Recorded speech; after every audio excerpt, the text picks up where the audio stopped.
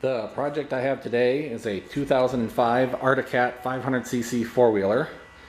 The problem I'm having is the four-wheel drive is not engaging correctly. When I push the switch for four-wheel drive, no power is being transferred to the front wheels. So for the diagnostics purposes, I have already removed the skid plate and I've removed the inside of the front left fender. Just so I can get a better look at what's going on up front. So we'll move in a little closer here. I'll show you what I found. On the front drive shaft, where it connects into the front differential, there is a rubber boot, and on this one the boot has ripped, and it appears that this rubber boot is the only thing holding the drive shaft engaged into the differential. So when I had it up in the air, I was able to spin the front tires freely. When I engaged the shaft by sliding it forward, then everything locked in place and it would essentially be working correctly. So it appears once the boot ripped, it let the shaft relax enough, and I no longer get power to the front end. So seems like a very poor design, but that is what needs to be replaced. Online I was not able to find any information, so that's what drove me to make this video. In looking at this, the shaft does not retract enough for it to fall out, so the only choices I have would be to remove the entire front differential, or the other approach I think I'm going to take is to separate the U-joint back at the back end. That'll be a little quicker fix. I have tried to order the correct tools in order to take that U-joint apart, but it is so small, nothing I've found will let me do that. So I'm probably going to use the old approach of a C-clamp and a socket to try and press apart that U-joint. So hopefully it doesn't come apart too tough, but I will show you how it goes. I have removed the front left tire to make it a little easier to get in here and work. So the first thing you're going to want to do is take apart the clips from the U-joint. So right in there, there's a clip that looks like this, just a little C-shaped clip, and it is located in a groove right on the inside there, right where the screwdriver is pointing. And so all I did is use this screwdriver. I was able to pry it back a little bit and get it pried out of the way. Something else to note, this drive shaft is still connected through the transmission to the rear end. So if you need to rotate the shaft, you're going to have to lift the rear end off the ground, and then you can spin the back tires, and that'll let you spin the shaft around so you can get to each side and pop the clips out that way. Okay, so I've got the C-clamp in here, and what you can see is, so right here I've got what I'm using is a shaft collar. The cap measures about 7/8 of an inch in diameter. Some people would use a socket and try to press it into a socket. When I was setting this up, the socket seemed to be a little too tall for me. Didn't have quite enough room for it, so I found a 1-inch shaft collar that seems to be working just fine. And if you can see in there, I've actually started to move the cap already just by setting it up and getting things tightened up. So I'm going to go ahead and finish taking this cap off, and then I will show you what that looks like, and we'll take the other side off. Okay, so the first cap came off pretty easy. Just went ahead and it pressed on through into that shaft collar. So I've gone and rotated the drive shaft all the way around. So this is the side the cap came off. So now I'm pressing on that side to push the other cap back up into the shaft collar. And then once that's done and out of there, that U-joint will come right out. Okay, so I've got both caps off. And this is going to allow me just enough room to slide this back. And if you can see the end of the shaft now, I can just get it past that broken piece of the boot. And now I can take this drive shaft completely down. So the drive shaft is out of there. That should allow me to replace the boot and then work everything back together and get it back up there. Okay, I've moved everything over to the workbench. This will give you a closer look at some of the parts here. So these are the caps that we pressed out. And here's the clip. You can see the little groove the clip goes into. So on this other half, the clip's still installed. So again, you just take a screwdriver, you can get inside there and just pry it and it'll pop off. On this cross, I noticed when I was taking it apart, it's a little loose. I'm going to go ahead and replace it with a new one as long as I'm already this far. But you should be able to reuse yours if you don't want to put a new one in. One thing you really want to make sure you do though is keep everything clean, especially the inside of the cap. Inside there's some little needle bearings. If you get any dirt down inside there, they will wear out in a hurry and you'll end up replacing it anyway. So be sure to keep everything clean. So here's the boot that's torn. I found a replacement for it. So the new one looks like this. There were numbers on the old boot that I was able to match up. So it made it pretty easy to find the replacement part. So 0402-985. Pretty easy part to find. Several locations on the internet where you can get them. The boot is held on by a couple band clamps. I did figure out that these band clamps are reusable. So all you need to do to take the band clamp apart, I'll show you here, is where it hooks over, right in here, it hooks on the end. So if you just get a little flat screwdriver down in there,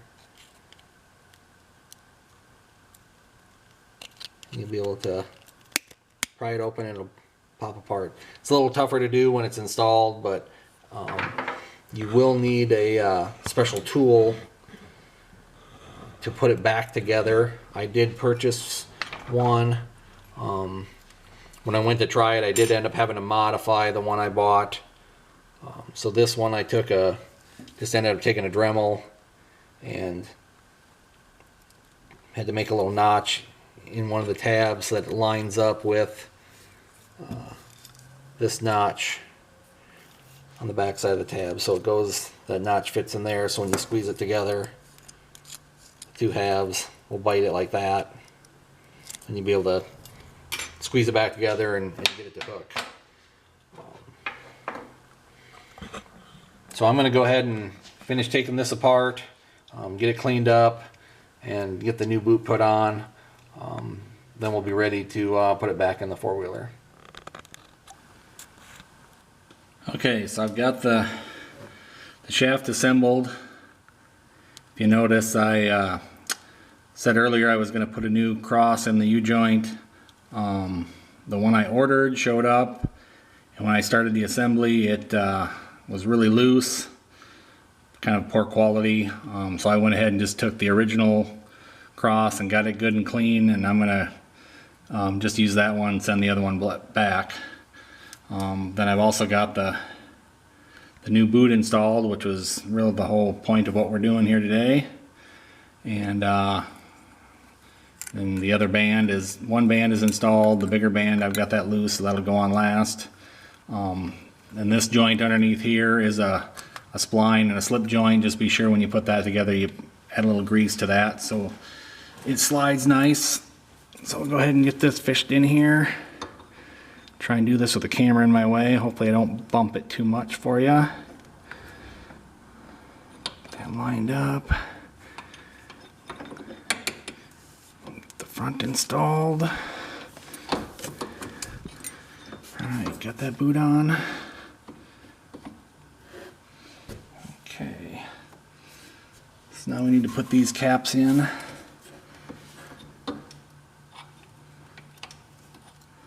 The other thing you want to do is maybe put a little grease inside these caps before you put them on. This is a non-greasable U-joint. Put a little grease in there, and as you press them on, the grease will get forced where it needs to go. Squeeze those in as hard as I can.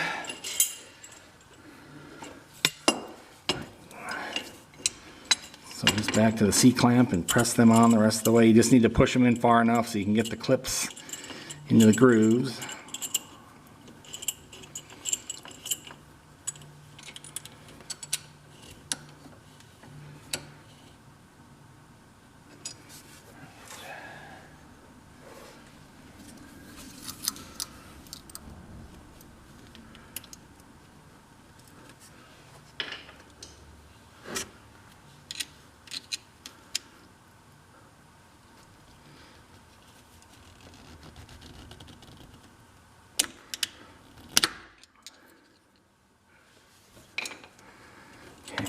One side's on.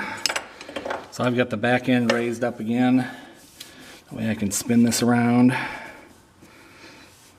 Go ahead and finish the other side.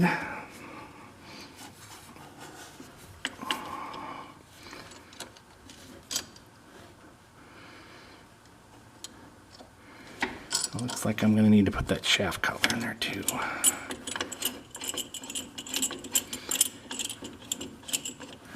Cap protrudes through just a little bit, so I need a little space in there to press against.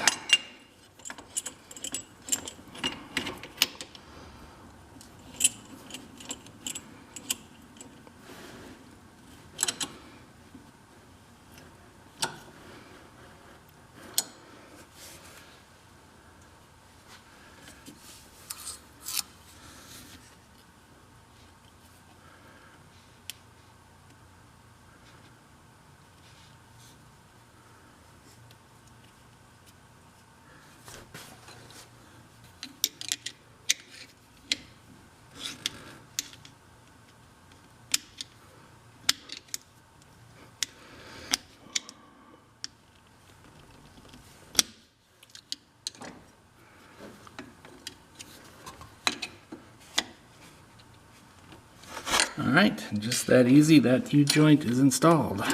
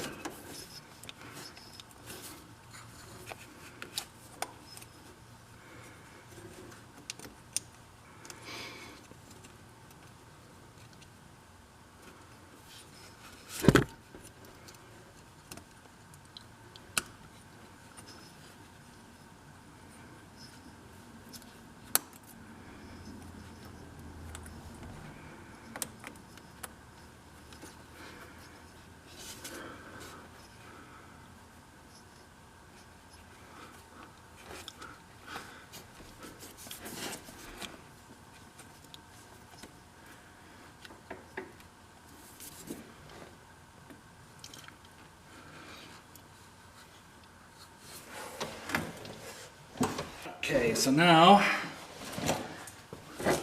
I've got my band tool here. Hopefully there's enough room in here to use it.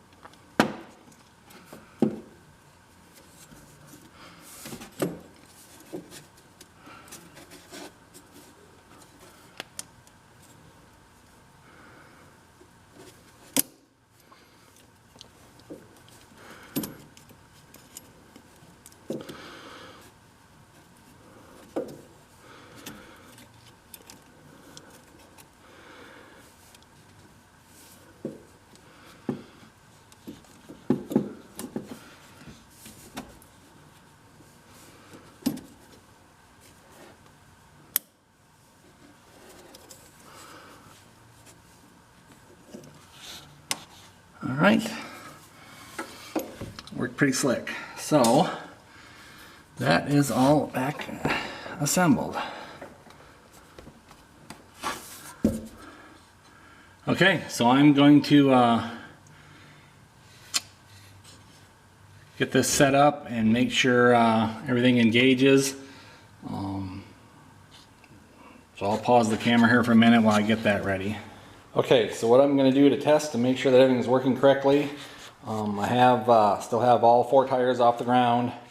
I'm going to start it up, put it in 2-wheel drive, check and make sure the drive shaft's spinning, and then put it in 4-wheel drive, and it should activate that front end and get the front rotor, front tires spinning. So we'll go ahead and start it here.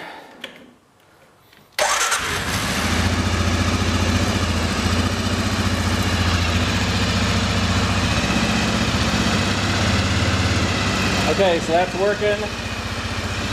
Look underneath. So the drive shaft is spinning, but not the front wheels. So now I'll go ahead and engage the 4-wheel drive. Rev it up again. The drive shaft spinning, and now you look, the front end spinning.